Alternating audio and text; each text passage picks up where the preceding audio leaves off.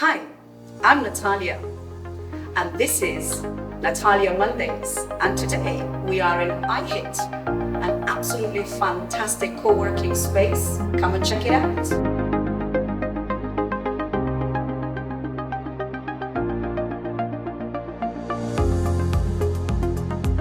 Welcome. Today we are very lucky to have quite an influencer out here in Kenya. Tim, welcome. Thank you so much. Very curious to hear your story. First of all, I'm actually happy to be humble.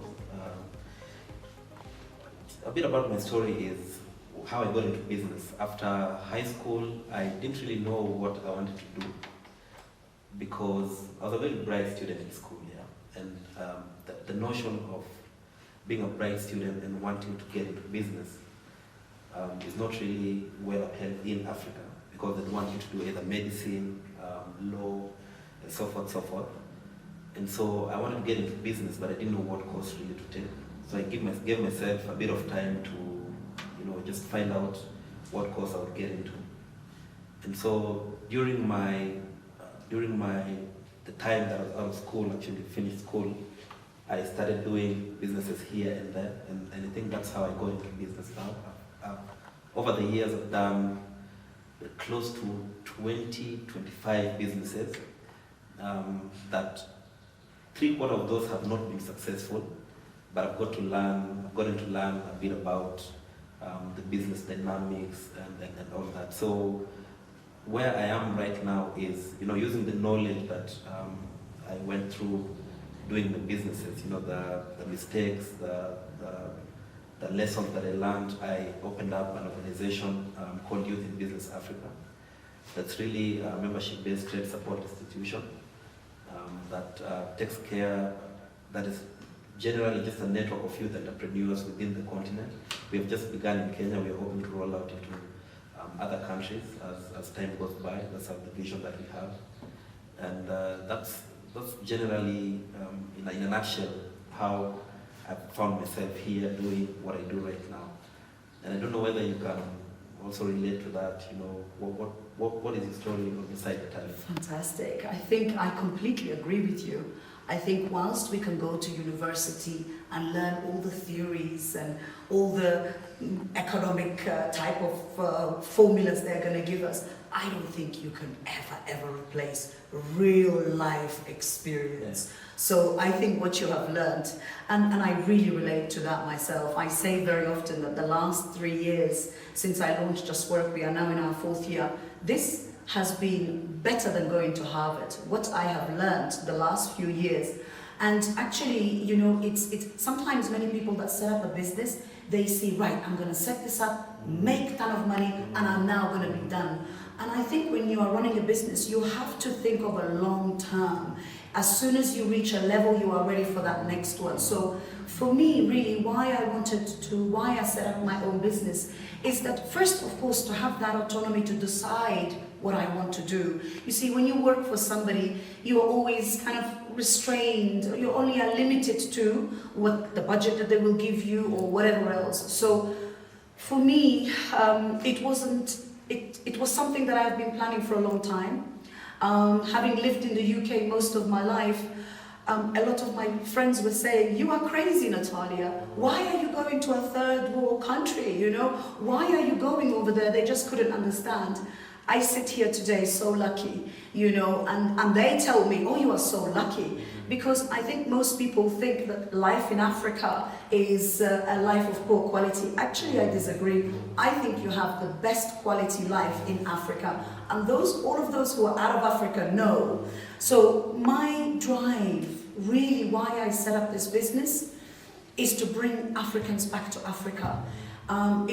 When I was working in Europe, I worked for a very big multinational, and I realized that the majority of people there is nobody with melanin. Really, there's nobody with melanin. And I thought, why? Why isn't there? So for me, I know that there are some of the most highly educated, smartest, ambitious, and competent Kenyans or any African that is outside.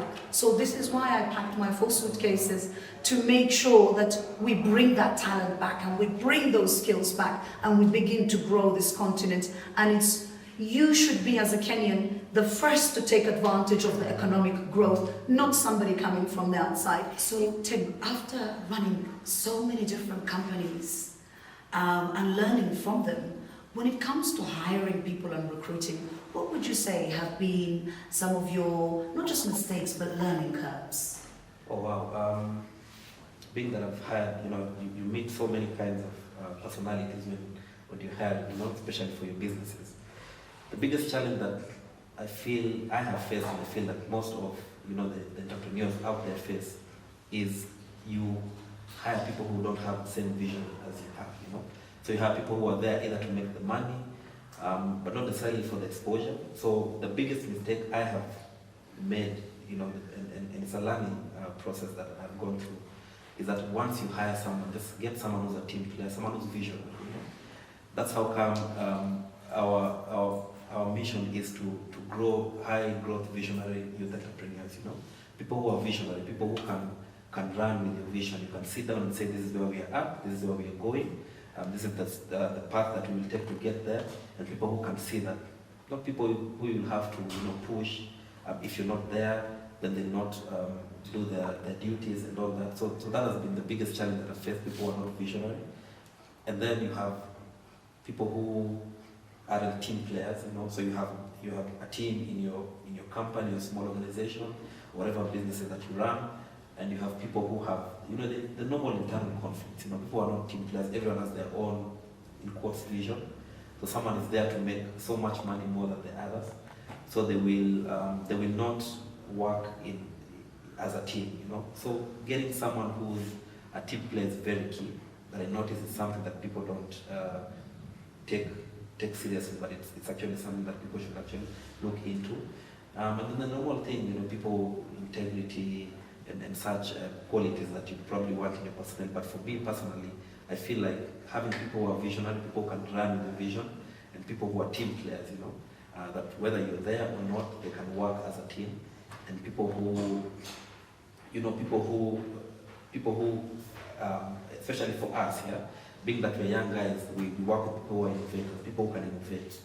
So you have people who sit down when you have problems, then they come back, they come, when you're at the drawing table, they come and offer solutions to the problem that you're probably going through as an organization. So those are the main, those are the main three things that I have gone through having an issue with, and seeing that they're very important people look into as they do the recruitment. And since you're in recruitment, you can also tell me, what are some of the challenges, what made you get into recruitment, because if you are in it, then it means it's very important that people choose who to recruit within the organization and businesses. Absolutely. I think, you see, the biggest paycheck that goes out in most businesses is your employees at the end of the day. And I don't think a lot of employees realize the cost that they bring potentially to a business. I find that a lot of people don't like recruitment. They find it transactional, repetitive, and a lot of people don't understand how it actually works. For me, I find recruitment, I really am very passionate about recruitment, because what I look at is, if you get the right person, the right team, the right attitude, it can make the difference of success or failure. It's as simple as that. And I have found that a lot of people hiring people, they will put too many hats on one person. I'll move you here, you can do a bit of this, I'll move you there and give you a little bit of this. But for me, why I like recruitment is because I feel like I change lives. As a headhunter, I go only after people who are not actively on the market. And I identify to bring a better opportunity for them. So when you see them grow in their career and develop, and they come and thank me to say, you've brought this fabulous opportunity, it's so rewarding. And the same is for people who've just been made redundant, especially senior people who have 20, 30 years experience. And it doesn't matter if you've been redundant before.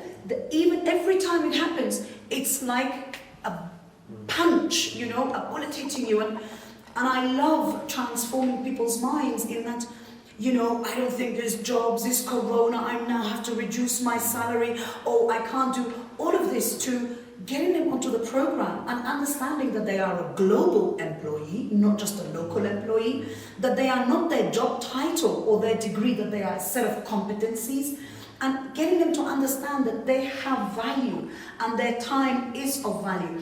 And when they shift and they get a job very quickly, because if you do the right approach, actually it's very easy to get a job. I think people get frustrated because they just click apply. So for me, I feel like I make a difference, huge difference in people's lives, whether I headhunt you into a role or whether I help you to break that career ceiling or move. So I don't think there is a better sense of satisfaction when you know somebody deep down is so grateful that you have opened their eyes, or you've opened the door, or you've given them an opportunity. So it's very, very satisfying. There is a lot of things that have changed, but for me is technology, automation, e-learning has really, really streamlined the organization and allows me now to give more time to clients out there. How about you? How has COVID impacted your businesses? I think more or less what you've gone through is what we went through.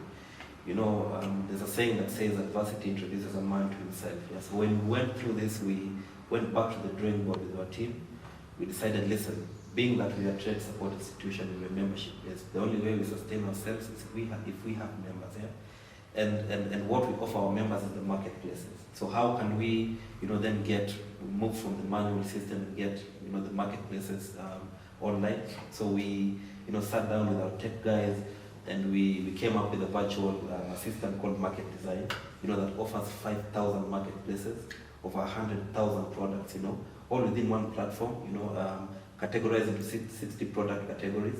And this has helped us even, to grow our membership higher, because then people can have access to every product, every marketplace that they would want all over the continent. Because we had started in Kenya, we were actually moving into Ghana and South Africa, but now we are able to capture all our markets within the continent, that they can go into one, virtual assistant platform and get all this information about the products in Kenya, the products in Uganda, the product all the way into South Africa, up to the north of Africa, and so more or less, as much as COVID, is not something that we are proud of, going through. I feel like it then gave us a chance to be innovative in our own kind. Just like you, it has freed our space because we now don't have many, physical engagements with our members. We can always engage online and all that. So post-COVID, what we've done is we've moved, the digital footprint has been very much, rather on our end, we have moved online, all our services are online. We're looking at how to, also get other services that we offer, like funding. We've moved online. We want to see how to get advocacy and all that, just to have, one database. And so it has been an experience for us as an organization. But I feel like it has made us grow and it has made us look at other options and become more innovative in how we handle our issues. Yeah. Fantastic. Yeah, COVID, regardless of such a negative situation, we've got to really, really appreciate the results that we've actually gained. And like you said, adversity maketh the man. Absolutely. Thank you so much again. It's been such a pleasure. And I hope that your social entrepreneurship will keep growing and keep inspiring as many as possible, because this is the youth of the world at the end of the day. Thank you so much for having me. It was a fun session. I've learned so much from you and what you do. And I'm hoping that we'll get into partnerships as we move forward. And thank you so much for your team also. We're actually thankful to be here. Just Work has a missing you because we are looking for you.